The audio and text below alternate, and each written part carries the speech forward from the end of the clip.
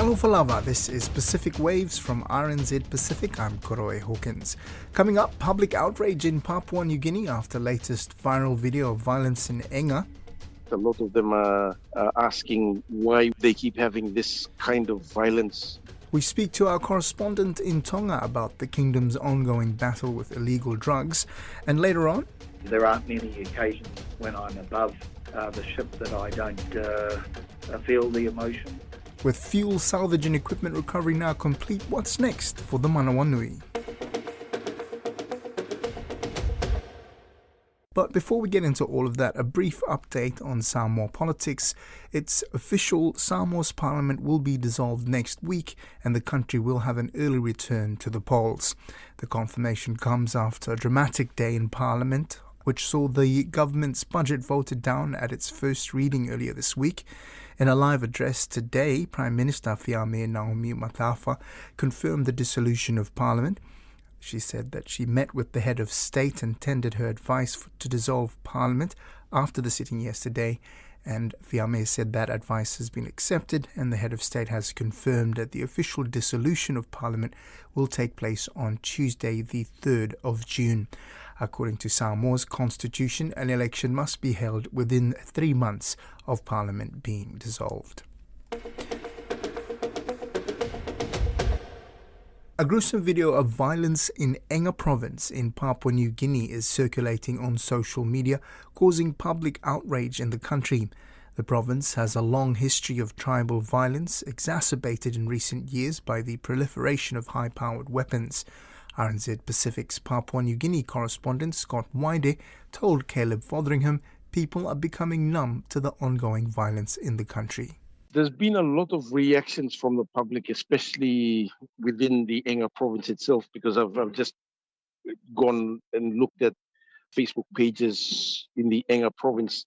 A lot of them are calling on their leaders to act. A lot of them are asking why they keep having this kind of violence in the province and being recorded on social media. Some people have been questioning why we've introduced anti-terror laws and yet it's being slow to be implemented in the districts. So those are the kind of reactions that are being seen on Facebook. And have these reactions trickled upwards, I suppose, to the leaders? We haven't really seen, because it's in Kompiam Ambum, it's in the electorate of the former Speaker, Sir John Pundari. So a lot of people still calling out for a response. There's been no political response as yet. Police have indicated that they are looking into it, but the responses, as usual, will come a few days later. Is there a feeling amongst people that this is just ongoing, it just happens again and again and again? Yeah, that's the feeling that a lot of people on social media and then just generally a feeling that there's a lot of violence that is happening. A lot of people are becoming desensitized to the violence. They are expecting a response from authorities, but those responses are coming too late. We've got an ongoing issue with the kidnapping of at least 6 people in the Western Province, an area that borders the Southern Highlands. There's a police contingent there that's dealing with it already. And it's the same kind of reactions that we're getting from the public, with a lot of people asking why the government response is slow, why government reactions to those videos is slow. They don't want the usual condemnation. They don't want just the condemnation. They want condemnation and action and arrests. So getting the arrests has been quite difficult for police. I've spoken to senior police commanders who have expressed that to go into a village where villagers are heavily armed and to try to find the perpetrators is really difficult because people don't come forward with the names of the troublemakers. So is it quite dangerous for police to go into those situations as well? Yes, it is. We had an incident last week where a PNG Defence Force unit had to fight its way out of an ambush, and it's been reported by the Post Courier. And we've had many instances like that Uh, the total number of police killed so far since 2017, and I've counted this myself, killed in the line of duty is between 20 and 25 officers killed, either shot or stabbed or ambushed, either one of those. Okay, that's a lot.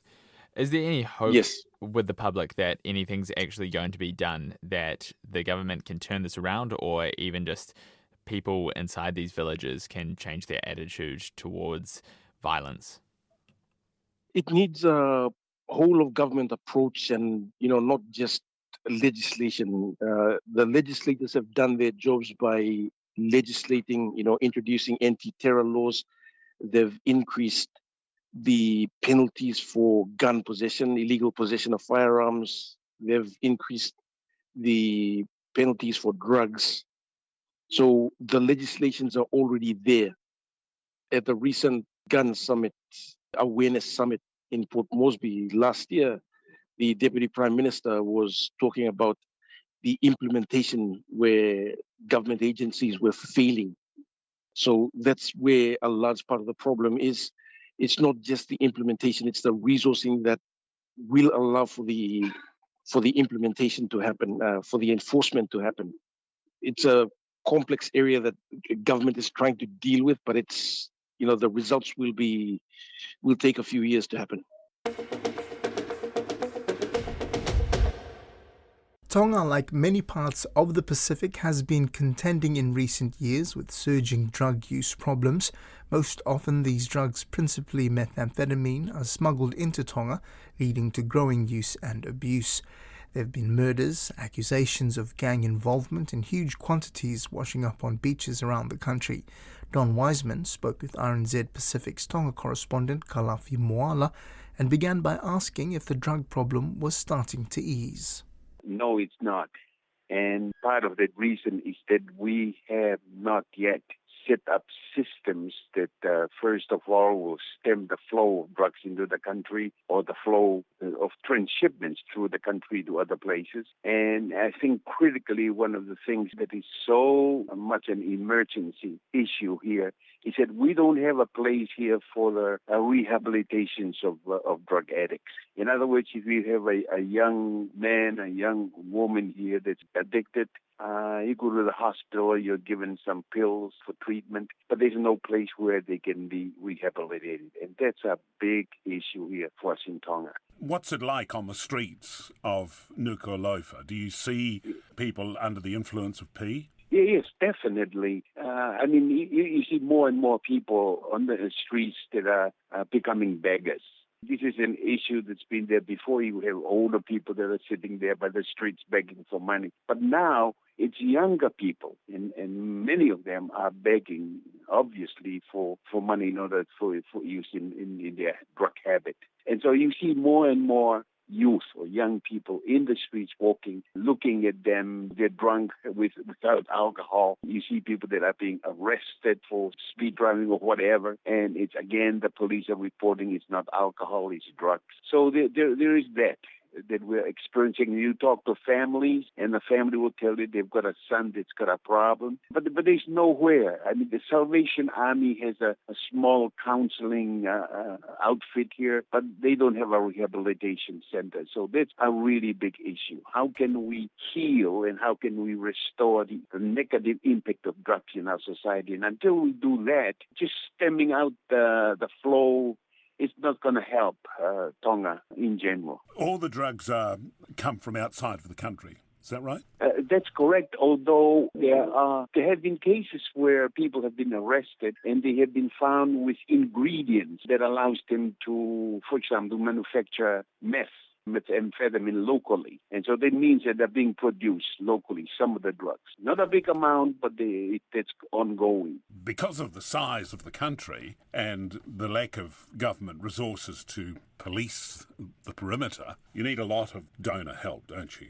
Obviously, the help is not so much money to deal with it. We're a small country. We don't need a lot of resources in manpower to deal with the issue. But we do need collaboration with Australia, especially in New Zealand, to be able to stop the flow into Tonga, because most of the flow of drugs into Tonga is for transshipment into Australia and New Zealand. And we need the help from those two countries especially to be able to stem out the flow. There has been a lot of talk going back quite a number of years about the sort of assistance that New Zealand and Australia can provide, and they are providing some, without doubt. Oh, yes, definitely. But you see, the problem here is really, I think, it's an internal problem, a problem that has to do with why there constant, over the years, flowing of drugs into the country, and why the arrests that are taking place are mostly with those that deliver the drugs, those that are the leaders, the people that are organizing the drugs to flow in and out of the country. I haven't heard any arrests of any of those. So there's definitely in our system here people who are maybe of higher ranks, people who are in very critical places like customs, even the police. You had a meth situation not too long ago where it was discovered in an office in the National Bank. But those are deliveries internally. In terms of the big head of these organizations, no one has been arrested. There's been a lot of talk about gangs in the last few years, the Comancheros, for instance. Are they a significant factor or not? Some of these, of course, it involves deportees, so people that have been deported from Australia, New Zealand, or America, and some of these have been involved in gangs. But again, these gangs are, the deliveries, the people that deliver and spread the drugs around, they make money out of it. The real key leaders that allow the drugs to come into the country and they look the other way, those are the people that they should be investigating and go after. Next steps for the wreckage of the Manawa Nui are to be determined by an independent study combining an assessment of the wreck itself and the environment in which it lies.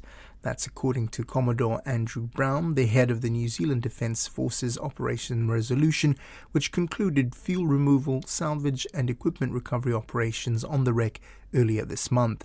The study will inform both the governments of New Zealand and Samoa on long-term plans for the sunken Navy ship. I spoke with Commodore Brown shortly after Operation Resolution concluded this month. We've successfully completed the work to remove the diesel fuel and other pollutants, which removes that environmental risk. Additionally, we've completed work to recover important equipment and weapons and ammunition and cleared debris from in and around the ship. And we've left the ship as secure as possible. And in the meantime, the government of Samoa will maintain a prohibitive area of 2 kilometres around the Manawa Nui. And the prohibitive area, is that for what are the reasons for maintaining that? Well, the ship is as secure as possible, but it still has a lot of hazards that exist around and on the ship. And the Samoan government, on our recommendation, wanted to maintain a prohibitive zone to keep people and divers and in-water activity out of that area. Is that until the next steps are decided, or is that a permanent fixture? No, that's just in place until the next steps are decided. Cool. And what determines or who is looking at those next steps, and what does that involve? Yeah, so we've got underway now a wreck assessment, which is being conducted by independent experts. That wreck assessment also includes studies of the reef and marine environment around Manawa Nui, and this will inform the next steps. And is that the only assessment being conducted? Is there an environmental impact or any other kind of assessment running parallel by yourself or any other party? Yeah, so the wreck assessment itself will be informed by separate assessments that are underway that have been conducted with respect to the reef and the environmental in the vicinity of Manawa Nui. They will all be sort of the two. The environmental assessment and the reef assessment will inform the wreck assessment, and that will be used by both the New Zealand and Samoan governments to inform the next steps and for decision-making purposes. Will the wreck assessment and the reef and environmental studies be made public? Well, I expect so. We're a way off that at this stage. We'll certainly be sharing them with our Samoan colleagues, and they will very much be informing the next steps. When you say way off that, you mean way off anything becoming public, or way off the REC assessment being completed? Oh, well, yeah, these things are going to take a bit of time. Particularly the reef and environmental studies needed sampling to be taken and analysis to be conducted. So I was more talking about we're a few weeks away for those being completed, and then the overarching assessment being completed. How long were you deployed in Samoa on the ground? Yeah, so I was deployed about 3 days after the event occurred, and I remained there until late February. So I did about 5 months on the ground in Samoa. Did you engage with the local communities? Were there concerns raised with you or from the local media? What were the bulk of those interactions with the community? Yeah, so the Samoan government was managing the overall response, and they also were taking the lead on local community engagement and compensation matters. Whilst I was on the ground over there, I did participate in support of the Samoan officials in engagement with the community alongside our New Zealand High Commissioner. Are you able to speak about any of that engagement and what you saw and heard from the community members that you engaged with? Well, I thought that the engagement was very positive. Naturally, we appreciate the importance of the marine and coastal environments to the local communities, and we acknowledge their concerns. And we were there to support the Samoan government officials and communicate alongside them. I see here a core NZDF task group remains in Samoa. What's the extent of their ongoing tasking? Yeah, so we set up an Operation Resolution, and that's been delivered with a key New Zealand response team on the ground in Samoa and supported by a team in New Zealand. We are adjusting the size of that task group, gauging against the requirements, and so that we end up with the right people in Samoa at the right time to deliver the right output. That's Pacific Waves for today. For all episodes, head over to rnz.co.nz/Pacific. We're also on Spotify, Apple and iHeartRadio. From myself and the RNZ Pacific team, Tofa Soifo.